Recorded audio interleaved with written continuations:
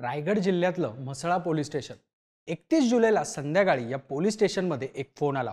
तेव्हा म्हसळा पोलीस स्टेशनच्या हद्दीत राहणाऱ्या शौकत अली परदेशी यांची राहत्या घरी अज्ञात व्यक्तीनं हत्या केल्याची माहिती पोलिसांना मिळाली।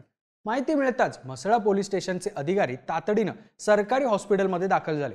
शौकत यांची हत्या कशी झाली, कुणी आणि का केली, असे अनेक प्रश्न यावेळी पोलिसांसमोर होते। अशा तपासाच्या दरम्यान शौकत यांचा नातू मोहम्मद असगर अली परदेशीनं आजोबांच्या हत्येबाबत एक महत्त्वाची माहिती दिली। आजोबा शौकत त्यांच्या खोलीत एकटेच झोपले होते तेव्हा अनोळखी व्यक्ती घरात आली। याच व्यक्तीनं आपले आजोबा शौकत यांची हत्या केली अशी माहिती मोहम्मद असगरनं पोलिसांना दिली। त्या व्यक्तीला मी पकडण्याचा प्रयत्नही केला, पण ती व्यक्ती पळून गेली असंही आजोबांच्या या नातवाने सांगितलं। त्यामुळे साहजिकच बाहेरून आलेली व्यक्ती कोण होती, त्या व्यक्तीनं शौकत यांची हत्या का केली असे प्रश्न विचारले जात होते।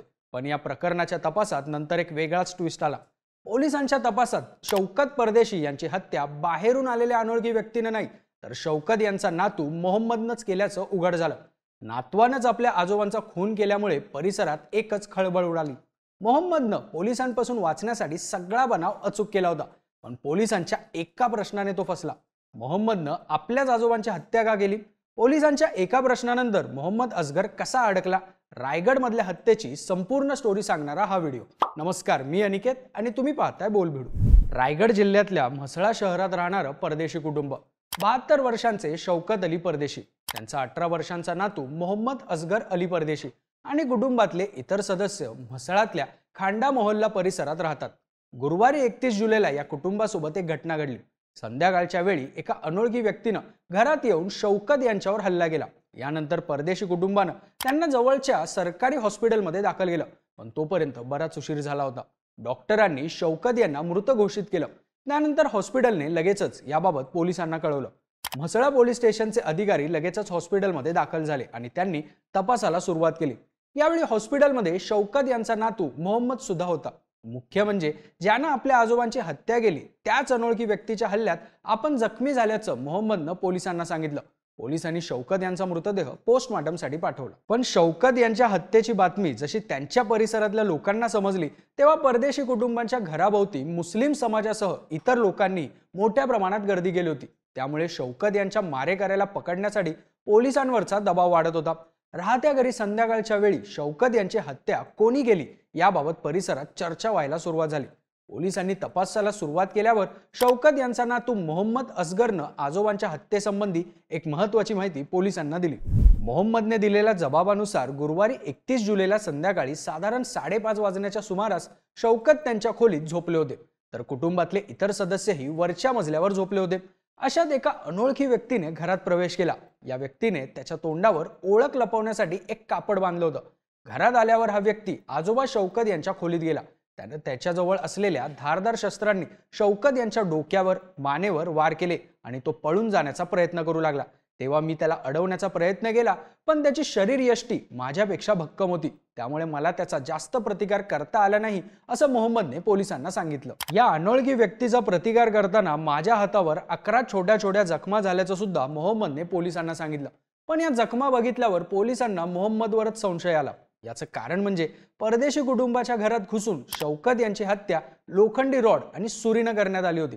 त्यामुळे जर आरोपीने एवढ्या क्रूरतेनं शौकत यांना संपवलं होतं, तर मग मोहम्मदच्या हातावर एवढ्या छोट्या जखमा कशा, असा संशय पोलिसांना आला।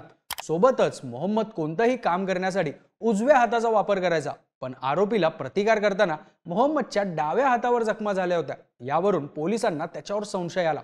त्यामुळे पोलिसांनी शौकत आणि मोहम्मद या नातू आणि आजोबाचं नातं कसं होतं याबाबत माहिती काढायला सुरुवात केली।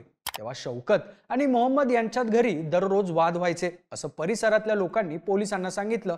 त्यामुळे त्याच्यावरचा संशय आणखीनच वाढला। पोलिसांनी मोहम्मदची चौकशी केली। हातावर एवढ्या छोट्या जखमा कशा झाल्या असा प्रश्न पोलिसांनी मोहम्मदला विचारला, पण यावर मोहम्मदला कोणतंही ठोस उत्तर देता आलं नाही। तो त्यांना उडवाउडवीची उत्तरं देऊन वेळ मारून नेण्याचा प्रयत्न करत होता। तेव्हा पोलिसांनी आपल्या पद्धतीनं त्याची चौकशी केली आणि मोहम्मदनं आजोबा शौकत याच्या हत्येची कबुली दिली। काही माध्यमांनी दिलेल्या बातम्यांनुसार मोहम्मद हा मानगाव इथल्या एका हायस्कूलमध्ये शिक्षण घेत होता, पण मोहम्मदचे आजोबा शौकत त्याला याच गोष्टीवरून कायम घालून पाडून बोलायचे। तू कितीही शिक्षण घे, तुझं काही होणार नाही, तू असाच राहशील, अशा भाषेत शौकत मोहम्मदला सतत सुनवायचे। त्यामुळे आजोबा आणि नातवामध्ये कायम वाद होत असायचे. पण या दोघांमध्ये वाद होण्याचं एवढंच कारण नव्हतं. आजोबा शौकत आपल्या आईकडे वाईट नजरेने बघतात असा समजही मोहम्मदचा होता. त्यामुळे त्याला शौकत यांचा राग यायचा. या सगळ्या गोष्टीमुळे मोहम्मदच्या मनात आपल्या आजोबांबाबत राग होताच. त्यातून त्याने आपल्या आजोबांना संपवल्याचं मोहम्मदनं पोलिसांना सांगितलं. मोहम्मदनं आजोबांच्या हत्येचं सगळं प्लॅनिंग केलं. गुरुवारी संध्याकाळी आजोबा त्यांच्या खोलीत गाढ झोपले आहेत याची खात्री केल्यावर लोखंडी रॉड आणि धारदार चाकू घेऊन मोहम्मद शौकत यांच्या खोलीत गेला.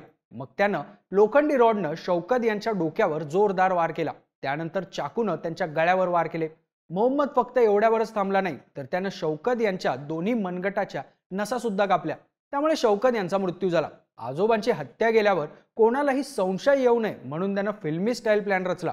अनोळखी व्यक्ती घरात शिरला आणि त्यानं आजोबांची हत्या केली असा बनाव त्यानं रचला. तशीच माहिती त्यानं पोलिसांनाही दिली. आपला प्लॅन रिअलिस्टिक वाटावा यासाठी त्यानं आपल्या डाव्या हातावर चाकूनं वारही करून घेतले. पोलीस या अनोळखी व्यक्तीचा शोध घेण्यात अडकतील आणि त्यामुळे आपण या प्रकरणात सेफ राहू असं मोहम्मदला वाटलं होतं. पण हा प्लॅन त्याच्यावरच उलटला. पोलिसांनी मोहम्मदला ताब्यात घेतलं असून त्याच्यावर हत्येचा गुन्हा दाखल करण्यात आलाय. या केसला आणखीन कोणता अँगल आहे का याचा तपासही पोलिसांकडून सध्या सुरू आहे. त्यामुळे तपासात या केसमध्ये आणखी कोणती नवी माहिती समोर येणार हे पाहणं महत्त्वाचं असणार आहे. पण आजोबांच्या टोमण्यामुळे नातवानेच त्यांची हत्या केल्याच्या प्रकरणाची सगळीकडे चर्चा होते. या प्रकरणाबद्दल तुम्हाला काय वाटतं? तुमची मतं आणि प्रतिक्रिया आम्हाला कमेंट करून नक्की सांगा आणि अशाच माहितीपूर्ण व्हिडिओसाठी बोलबिडूच्या YouTube चॅनलला नक्की सबस्क्राईब करा.